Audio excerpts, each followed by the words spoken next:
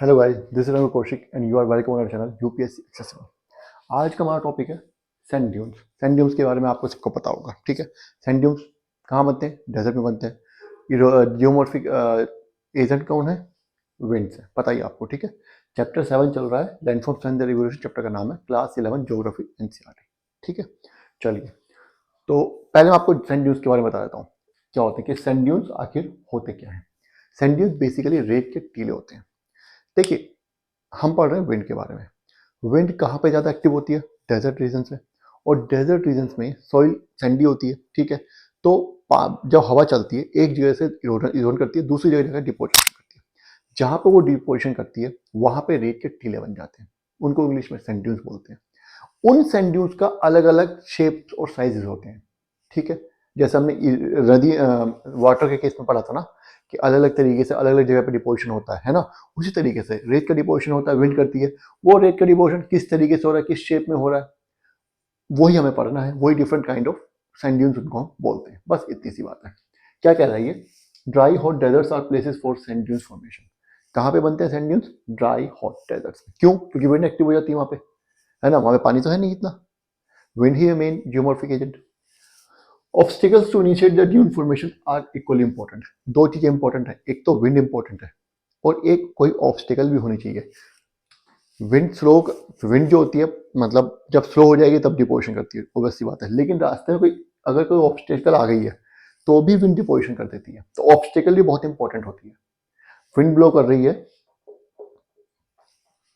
और यहाँ पे एक दीवार आ गई, मान लीजिए इधर से विंड आ रही है और ये दीवार आ गई, तो विंड क्या करेगा? डिपोजिशन यहीं पे हो जाएगा कि नहीं हो जाएगा टकरा करके, है ना। तो वही काम ऑब्स्टिकल करती है। There can be great variety of sand forms, dune forms. Dune forms जो कई तरीके के हो सकते हैं, उन्हीं सब के बारे में आज हमें पढ़ना है। सब कैसे बनते हैं उसके बारे में भी हमें पढ़ना है, ठीक है। उनमें सबसे पहले जो तरीका है वो है बर्चन्स के बारे में हम पढ़ते हैं। बर्चन्स बेसिकली होते क्या है? बर्चन्स का ये आपके एनसीईआरटी में दिया हुआ है। ये पहले वाले बर्चन्स हैं, देख लीजिए कैसे होते हैं। क्रीसेंट फॉर्म होते हैं, मतलब चांद की शेप में। बर्चन्स क्या होते हैं? बर्चन्स सैंड ड्यून्स होते हैं एक तरीके के, जो कि क्रीसेंट शेप में होते हैं, चांद की शेप में होते हैं। ये रहे आपके, ठीक है। इस तरीके से बनते हैं, ठीक है। ये ये बर्चन्स हमारे, समझ गए? ये हमारे बर्चन्स हैं। इनकी कुछ कैरेक्टरिस्टिक्स होती हैं। क्या कैरेक्टरिस्टिक होती हैं? अगर विंड इधर से ब्लो कर रही है तो ये वाला जेंटल स्लोप होगा, ये वाला स्टीप स्लोप होगा। ध्यान रखिएगा, यहाँ पे दिया हुआ है, ये पीछे जेंटल स्लोप है, इधर स्टीप स्लोप है, ठीक है। ऐसा क्यों होता है? मान लीजिए यहाँ पे कोई ऑब्स्टेकल आई तो विंड क्या करेगी? यहाँ पे डिपोजिशन करना स्टार्ट कर देगी। लेकिन वो ऑब्स्टेकल स्मूथ होती है, उसके ऊपर रेत धीरे धीरे इकट्ठा होता है। उस तरफ स्टीप साइड होती है, वहां पे रेत इतना जल्दी इकट्ठा नहीं हो पाता, क्योंकि विंड पीछे से आ रही है। पीछे से आ रही है तो डिपोजिशन यहाँ पे ज्यादा करेगी, इस तरफ इस रीजन में कम डिपोजिशन करेगी। ये जो है बर्शन का साइज होता है, शेप होती है। क्या कह रहा है ये?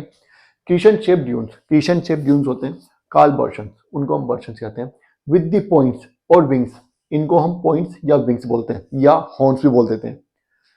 Directed away from the wind direction. अगर विंड इधर से आ रही है तो ये जो पॉइंट्स हैं ये इस तरफ होंगे, समझ रहे हो? ठीक है, विंड की दूसरी तरफ होंगे। आई डाउन डाउन डाउन विंड, मतलब इसको हम डाउन विंड बोलते हैं। बनते कैसे हैं, कहां पे बनते हैं? Form where wind direction is constant. कहां पे बनते हैं? जहां पे विंड डायरेक्शन कांस्टेंट है एंड मॉडरेट। कांस्टेंट तो है, हमेशा बहती रहती है, लेकिन मॉडरेट, बहुत तेज नहीं होती है। And where original surface over which the sand is moving is almost moving uniform. मैंने बताया ना, ये वाला सरफेस जो ये वाला सरफेस यूनिफॉर्म है, तभी तो यहाँ पे जेंटल स्लोप बन रहा है।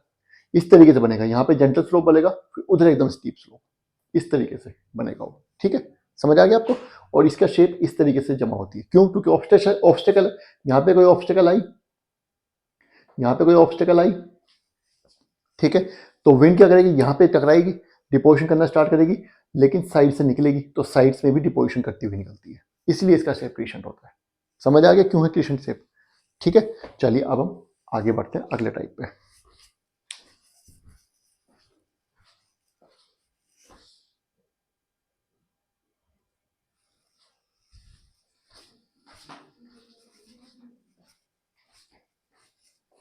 चलिए अब हम आ जाते हैं पैराबोलिक ड्यून्स पे। पैराबोलिक ड्यून्स क्या होते हैं? ये बेसिकली बर्चन्स का उल्टा होते हैं। ये देखिए यहाँ पे दिखाया हुआ है, ये बर्चन्स है ऊपर, नीचे पैराबोलिक ड्यून्स है। डिफरेंस क्या है मैं आपको बता देता हूँ। पैराबोलिक ड्यून्स क्या होते हैं? बर्चन्स का उल्टा होते हैं। सपोज कीजिए विंड यहीं से ब्लो कर रही है, ठीक है, ये इस तरीके से बनेंगे, समझ गए? और ये इनका स्टीप साइड होगी, ये इनकी जेंटल साइड होगी, बस ये फर्क है। समझ आया आपको? ऐसा क्यों होता है? ये तब होता है, मान लीजिए विंड यहाँ पे ब्लो कर रही है और यहाँ पे वेजिटेशन है, छोटा मोटा वेजिटेशन है, ठीक है। जब यहाँ पे वेजिटेशन आएगा तो विंड डाइवर्ट हो जाएगी, यहाँ से डाइवर्ट हो जाएगी और फिर आगे जाके मिल जाएगी, ठीक है ना। तो वो यहीं से डिपोजिशन करना स्टार्ट कर देगी और आगे जाकर के ये इस शेप में डिपोजिशन करेगी। समझ आ गया आपको? अगर बीच में वेजिटेशन है तो यहाँ तो विंड जाएगी नहीं, विंड डाइवर्ट हो जाएगी यहाँ से और यहाँ से, लेकिन ऑब्स्टेकल आ चुकी है तो विंड की स्पीड भी कम हो गई है, तो वो डिपोजिशन करना स्टार्ट कर देगी इस फॉर्म में। अब यहाँ से तो वो जेंटल स्लोप बनाएगी क्योंकि स्मूथ सरफेस है, धीरे धीरे स्पीड कम हो चुकी है। यहाँ पे आकर के एकदम से वो स्टीप सरफेस बनाती है, इसलिए ये वाला सरफेस उसका स्टीप होता है। एनसीईआरटी में आपके डायग्राम दिया हुआ है, ठीक है। एक बार देख लेते हैं ये क्या बोल रही है। From parabolic dunes form when sandy surfaces are partially covered with vegetation। अगर कहीं सैंडी सरफेस में कहीं पे थोड़ा बहुत वेजिटेशन आ जाता है तो पैराबोलिक ड्यून्स बनते हैं। तो बर्चन नहीं बनेंगे, उल्टा बनेगा बर्चन का। बर्चन में क्या था? बर्चन में इस तरीके से था, ये था स्टीप स्लोप, पीछे होता है, ये विंड की डायरेक्शन यही है अभी भी।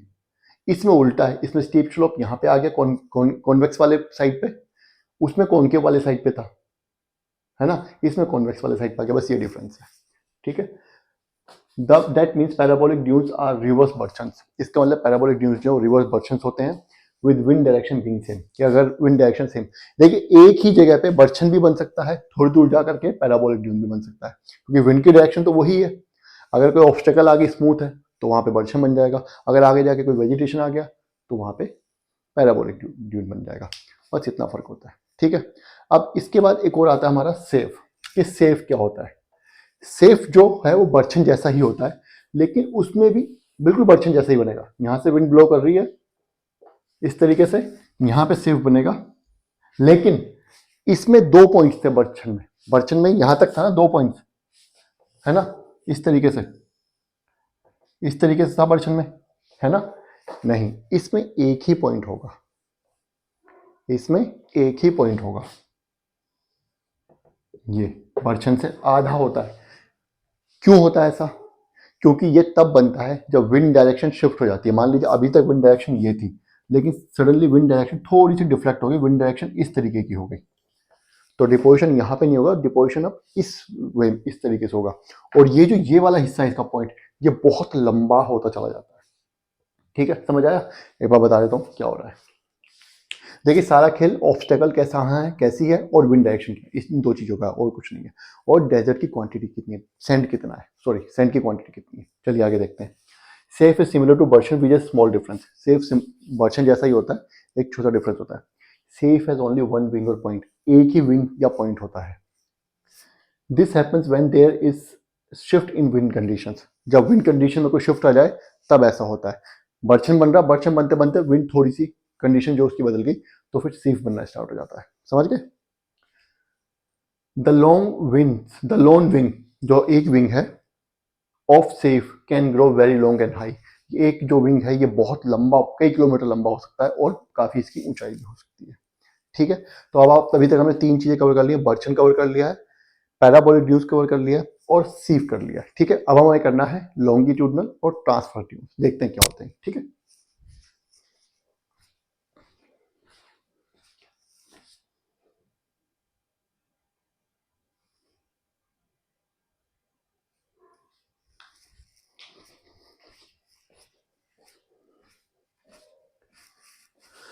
चलिए बर्चन हो गया, पैराबोलिक हो गया और सीफ हो गया। अब आ जाते हैं हम लॉन्गिट्यूडनल ड्यून्स पे कि लॉन्गिट्यूडनल ड्यून्स क्या होते हैं। देखो मैंने आपको बता दिया 2 चीजें, एक तो विंड डायरेक्शन, ऑब्स्टेकल, और एक सैंड की कितनी क्वांटिटी, सप्लाई कितनी है वहां पे, समझिए। अगर सप्लाई कम होती है तो लॉन्गिट्यूडनल ड्यून्स बनते हैं। क्या होता है, मान लीजिए कहीं कहीं पे पैचेज है सैंड्स के, बहुत ज़्यादा सैंड नहीं है, विंड ब्लो करेगी आगे जाएगी, तो इनको ये इस तरीके से लंबे लंबे फॉर्म में जमा करती चली जाएगी। ठीक है, यहाँ पे इसका डायग्राम दिया हुआ है इस तरीके से,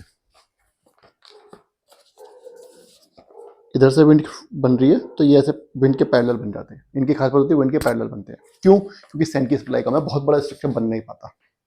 समझ गए क्या कह रहा है ये?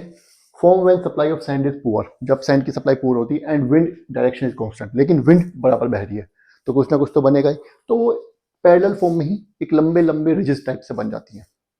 दे appear long ridges of considerable length, काफी लंबी, बहुत लंबी होती हैं, कंसिडरेबल लेंथ होती है, लंबी लंबी रिजेस होती है, बहुत लंबी, बट लो इन हाइट, लेकिन इनकी हाइट कम होती है। क्यों? क्योंकि सैंड की सप्लाई पुअर है।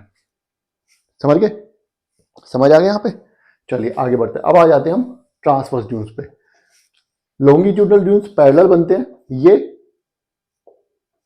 परपेंडिकुलर बनते हैं। लॉन्गिट्यूडनल ड्यून्स जो है, मैंने क्या बताया, लॉन्गिट्यूडनल ड्यून्स विंड के पैरेलल बनेंगे। ट्रांसवर्स ड्यून्स जो है वो परपेंडिकुलर, अगर विंड इधर से आ रही है तो इस तरीके से बनेंगे 90 डिग्री के एंगल पे। क्यों बनते हैं ऐसा?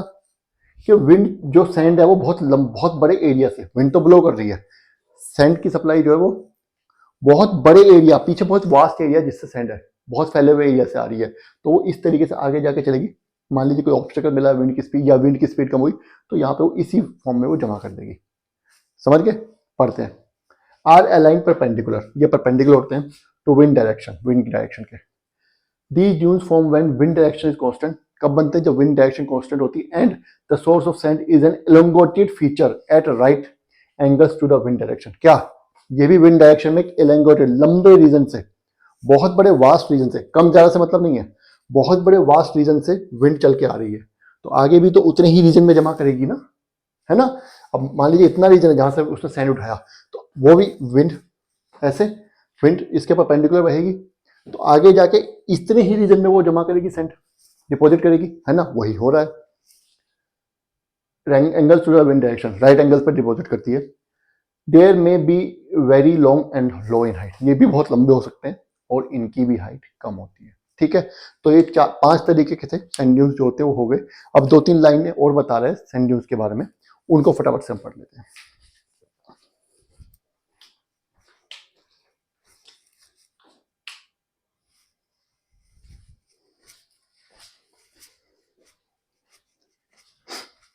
चलिए देखते हैं आगे क्या बोल रहा है। When sand is plenty, quite often the regular shaped dunes coalesce and lose their individual characteristics. होता क्या है, जैसे कि आपकी मैं बताता हूँ, रेगिस्तान में होता क्या है। ये बहुत सारे ड्यून्स हैं, कहीं पे बर्चन बने हुए हैं, कहीं पे पैराबोलिक बना हुआ, कहीं पे सीव बना हुआ, कहीं पे लॉन्गिट्यूडनल, कहीं पे ट्रांसवर्स। ठीक है, विंड फ्लो कर रही है। अगर सैंड की सप्लाई बहुत ज़्यादा बढ़ जाए तो ये इनके साइज इतने बड़े हो जाते हैं कि बर्चन हो, लॉन्गिट्यूडनल हो, ट्रांसवर्स हो, या सीफ हो, या कौन सा पैराबोलिक हो, ये इतने बड़े हो जाते हैं, इसमें इनका साइज इतना बड़ा हो जाता है कि सब मिल जाते हैं आपस में, एक बन जाते हैं। समझ गए? अभी तो क्या हुआ, क्योंकि कहीं पे हाइट ज़्यादा है, कहीं पे कम है, कहीं पे शेप इस तरीके से बनी हुई है, जब सैंड इतनी ज़्यादा हो जाती है कि सारे में सब जगह इकट्ठी होने लगती है, डिपोजिशन बहुत ज़्यादा बढ़ जाता है, तो फिर पता ही नहीं चलता, फिर सारे के सारे मिलके एक बड़ा फॉर्म बना देते हैं, बहुत पूरे रीजन में सैंडी सैंड हो जाती है। ठीक है, एक ऊंचा, सब मिलकर के एक ऊंचा रेत का टीला का टाइप का एयरलाइन फॉर्म बना देते हैं। ऐसा ज़्यादातर डेजर्ट्स में होता है। ठीक है, जब सैंड की सप्लाई पीछे बढ़ जाए और हवा चलती रहे। ठीक है, तो इनकी इंडिविजुअल कैरेक्टरिस्टिक खत्म हो जाती है, सब मिलकर के एक बड़ा लैंडफॉर्म बना लेते हैं, सब एक बड़े मिलकर के पूरे में। सिर्फ देखा नहीं कि रेगिस्तान कहीं कहीं पे होता है, सिर्फ रेत होता है, बस रेत ही रेत दिख रहा है, कहीं कोई टीला वीला कुछ नहीं है, वो तभी होता है।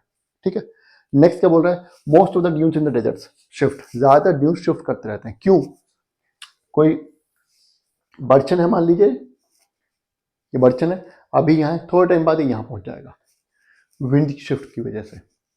ठीक है, विंड की स्पीड की वजह से विंड में थोड़े टाइम बाद ये सीफ बन जाएगा। अभी ये वाला इतना ही रहेगा पॉइंट, ये वाला पॉइंट बढ़ के आगे चला जाएगा। ठीक है, तो विंड्स जो ड्यून्स हमारे वो शिफ्ट करते रहते हैं, क्योंकि विंड में शिफ्ट होती रहती है। ठीक है, विंड की जो प्रॉपर्टी है वो चेंज होती रहती है, इस वजह से हमारे ड्यून्स भी जो शिफ्ट करते रहते हैं। एंड फ्यू ऑफ देम, उनमें से कुछ विल गेट स्टेबलाइज, उनमें से कुछ स्टेबलाइज हो जाते हैं, परमानेंट हो जाते हैं, specially near human settlement, specially near जहाँ पे ह्यूमन सेटलमेंट्स होते हैं। क्यों स्टेबलाइज हो जाते हैं? अरे ऑब्स्टिकल है वहाँ पे, घर है, मकान है, पेड़ है, खेत है, तो यहाँ पे क्या होगा, जो ड्यून बनेगा वो फिर आगे नहीं बढ़ पाएगा, क्योंकि आगे विंड को बढ़ने चलने की जगह ही नहीं मिल रही है ना। तो वो इसी शेप में रहेगा वो, और यहीं पे स्टेबलाइज हो जाएगा। वो हमेशा ऐसे ही रहेगा, छोटा बड़ा होता रहेगा, थोड़ा बहुत आगे पीछे होता रहेगा, लेकिन ज़्यादातर ऐसे ही स्टेबलाइज रहता है। ठीक है, तो देखिए ड्यून से रिलेटेड जो भी कुछ साइंस आती है वो मैंने आपको पढ़ा दिया है। ये इस टॉपिक के साथ ये चैप्टर भी खत्म हो गया, landforms and their evolution chapter 7। अब हम नेक्स्ट क्लास से चैप्टर 8 स्टार्ट करेंगे। चैप्टर 8 स्टार्ट करेंगे, इनफैक्ट हमारी नई यूनिट स्टार्ट हो रही है। कौन सी है वो? क्लाइमेट। क्लाइमेट यूनिट का पहला चैप्टर है composition and structure of atmosphere. ठीक है, तो ये हम स्टार्ट करेंगे नेक्स्ट क्लास से। तैयार रहिएगा, तब तक ये वीडियो देखिए। कुछ समझ नहीं आया तो कमेंट कर दीजिए, मैं दोबारा बता दूंगा। वैसे कुछ छूटा नहीं है चैप्टर में, छूटा कुछ नहीं है चैप्टर में, लेकिन अगर कोई टॉपिक आपको लगता है समझ नहीं आया है, आपको लग रहा है दोबारा पढ़ाना चाहिए, तो बता दीजिए, मैं दोबारा पढ़ा दूंगा। लाइक करना है वीडियो को और चैनल को सब्सक्राइब जरूर करना है। Thank you.